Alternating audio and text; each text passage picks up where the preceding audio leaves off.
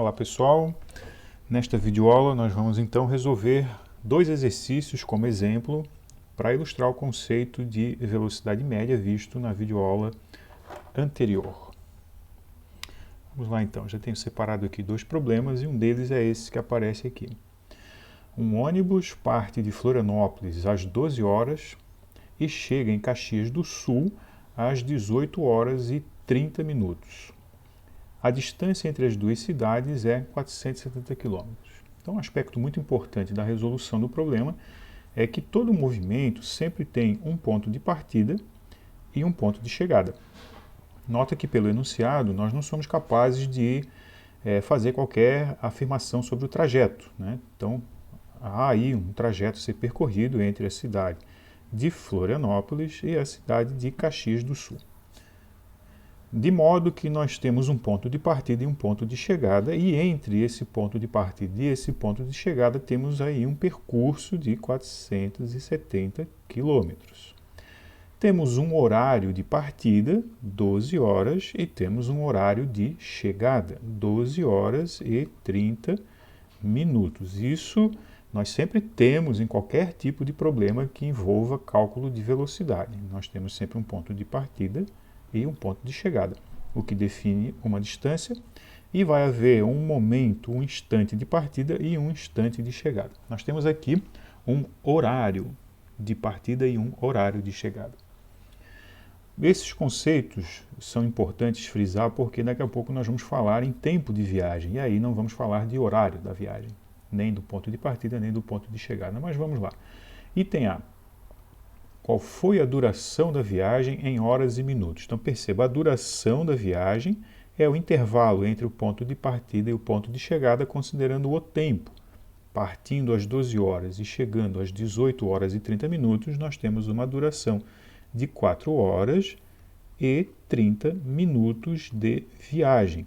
Isso aqui é, portanto, a duração da viagem, um intervalo de tempo. Item B. Converta o tempo de duração da viagem para a unidade hora. Isso é importante porque esse modo de expressar o tempo mistura, envolve, né, duas unidades, hora e minuto. E nós não podemos fazer muitos cálculos com o tempo nessas unidades aqui. No caso específico da velocidade, nós precisamos de uma unidade só. Então vamos converter tudo isso aqui para hora. Bom, 4 horas já está ok. E os 30 minutos nós precisamos, então, transformar ou converter para a hora. Nós vimos que há um conjunto, na verdade, de regras para a conversão de unidades. Então, temos aqui uma tabela. Não é exatamente uma tabela, né, mas um conjunto de unidades organizados aí, que nós podemos consultar essas regras a qualquer momento. Então, aqui, nessa regra número 4, que vai envolver conversões entre hora e minuto, nós temos que minuto dividido por 60 fica convertido em hora, e é o caso que nós temos aqui. Nós temos uma medida em minutos e queremos expressar essa medida em horas, então vamos dividir por 60, e aí nós vamos ter 4 horas, dividindo 30 por 60 dá 0,5, e portanto 4,5 horas é o tempo da viagem convertido totalmente em horas. Agora sim a gente pode fazer os cálculos da cinemática, usando, por exemplo, a equação da velocidade média sem maiores problemas. Que é o que vai ser perguntado aqui no item C. Qual a velocidade média desenvolvida pelo ônibus? Para calcular a velocidade média, nós temos aí a expressão distância sobre tempo. Lembrando que o comprimento do trajeto, a distância, é 470 km e o tempo de viagem, 4,5 horas. Nota que não podemos usar 4 horas e 30 minutos, precisamos ter o tempo todo em horas. E aí, nesse caso, então, nós teremos distância 470 km, não precisa pôr a unidade, se não quiser, e o tempo 4,5 horas. Então, vamos dividir 470 por 4,5. Deixa eu apagar aqui. 470 quilômetros dividido por 4,5 horas. Isso vai dar 104,4. Não precisamos colocar aqui, dá uma dízima, né? Então, nós vamos, digamos, arredondar. 104,4 km por hora. Não é necessário muitas casas, uma só já é suficiente, nós não estamos aqui preocupados com essa precisão, apenas em compreender como se usa o conceito da velocidade média. Então está aí a velocidade média do ônibus no trajeto, 104,4 km por hora. Bom, por fim, nós vamos converter essa velocidade média para metro por segundo. E para fazer a conversão de quilômetro por hora, a velocidade já foi calculada e queremos apenas converter. E para fazer a conversão de quilômetro por hora para metro por segundo, temos uma regrinha também já definida aqui na nossa tabela ou na nossa relação de conversão de unidades. Ela fica aqui embaixo, é a regra de número 3, que vai envolver as conversões de quilômetro por hora ou entre quilômetro por hora e metro por segundo. No nosso caso, temos uma velocidade em quilômetro por hora e, dividindo por 3,6, obtemos essa velocidade em metro por segundo, que é justamente o solicitado no problema. Então, tomando a velocidade que é 104, perdão aqui, vamos corrigir, 104,4 km por hora dividido por 3,6.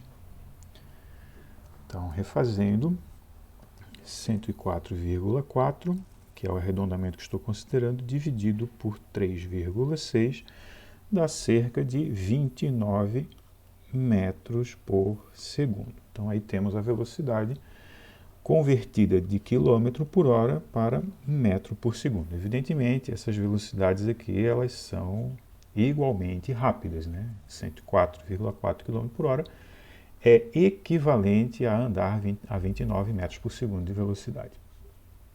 Bom, com isso finalizamos o primeiro exemplo. Vamos ver o segundo problema. Um avião decola de um aeroporto em Brasília com destino a Recife, partindo às 7 horas da manhã. A chegada ao destino está prevista para as 9h30, também da manhã. Sabe-se que a velocidade média do avião neste percurso é cerca de 910 km por hora. Então vamos novamente reforçar um aspecto aqui. Todo movimento tem um ponto de partida e um ponto de chegada. Então, nesse caso, é um avião que vai voar de Brasília até o Recife.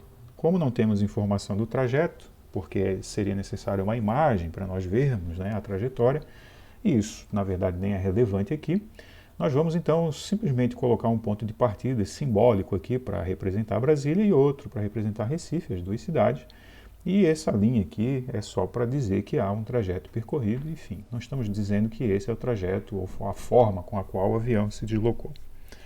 Bom, assim como tem um ponto de partida e um ponto de chegada no espaço, há também um ponto de partida e um ponto de chegada no tempo. Há um horário de saída, às 7 horas da manhã, e há um horário de chegada, às 9 horas e 30 minutos. Então aí estão as informações. O avião está se deslocando com velocidade média. Veja, está sendo fornecida a velocidade média do avião. Então não foi dada a distância do trajeto. Então o avião se desloca com esta velocidade, 910 km por hora. Bom, vamos então às perguntas do problema. Qual foi a duração da viagem em horas e minutos? Então, se temos que o avião parte às 7 horas, seu ponto de partida, às 7 horas de Brasília, e chega às 9h30 no Recife, então nós temos de 7 horas às 9h30, nós temos 2 horas e 30 minutos. Esse é o intervalo de tempo, isso aqui é a duração da viagem. Bom, como no problema anterior, mais uma vez nós temos o tempo de viagem, a duração, representada com duas unidades, hora e minuto. E isso aí, com certeza, não pode ser utilizado para o cálculo de velocidade ou distância ou qualquer relação que nós queremos fazer pelo uso da equação da velocidade, nós não vamos poder fazer se essas unidades estiverem assim combinadas. Nós precisamos, então, converter o tempo de duração da viagem para hora, que é o que está sendo solicitado pelo problema. Então, nós temos 2 horas mais 30 minutos, não dá para somar porque são unidades diferentes, então vamos converter 30 minutos em hora. Só para reforçar o uso da nossa tabela de conversões, as regras estão aqui, né? Então, veja, para hora e minuto, que é o nosso caso, né, nós queremos transformar minuto em hora, então toda vez que alguma quantidade em minutos é dividida por 60, ela automaticamente passa a ser expressa em hora. Então é isso que nós vamos fazer aqui. Nós vamos dividir a quantidade de minutos por 60, e aí vamos ter 2 horas e 0,5 da divisão. Que vocês podem fazer na calculadora sem nenhum problema, vamos encontrar aí o resultado como 0,5. Isso vai nos dar 2,5 hora, ou seja, 2 horas e meia, que é como a gente falaria, né? Bom, próximo item, calcular a distância percorrida pelo avião. Agora, muita atenção nesse detalhe, porque a equação que nós temos é essa daqui. Só que nesse problema, em especial aqui no item C, está sendo pedido a distância. Esse é o valor que nós queremos calcular. Então, nós vamos ter que manipular essa expressão. Do jeito que ela está colocada aqui, nós temos a velocidade como a distância sobre o tempo. Então, vamos precisar isolar a distância. Bom, vamos agora, cuidadosamente, primeiro substituir os valores que nós temos. Nós temos a velocidade do avião, 910. Então, vamos colocar aqui, V 910. A distância não temos, então deixamos representado pela letra D.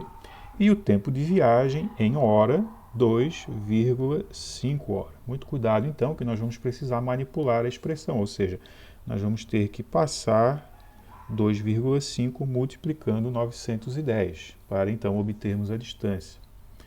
Desse modo, 910 vezes 2,5 vai ser, então, a distância percorrida pelo avião.